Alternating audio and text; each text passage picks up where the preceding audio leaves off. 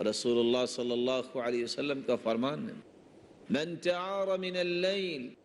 फ़क़ाल ला इलाहा इल्लल्लाह वहदहु ला शरीका लह लहुल मुल्क व लहुल हम्द व हुवा अला कुल्लि शैइन क़दीर अल्हम्दुलिल्लाह व सुब्हानल्लाह व ला इलाहा इल्लल्लाह वल्लाहु अकबर। जो रात की तारीकी में बेदार होता है और ये कह देता है ला इलाहा इल्लल्लाह वहदहु ला शरीका लह लहुल मुल्क व लहुल हम्द व हुवा अला कुल्लि शैइन क़दीर अल्हम्दुलिल्लाह व सुब्हानल्लाह व ला इलाहा इल्लल्लाह वल्लाहु अकबर, ये कलिमात कह देता है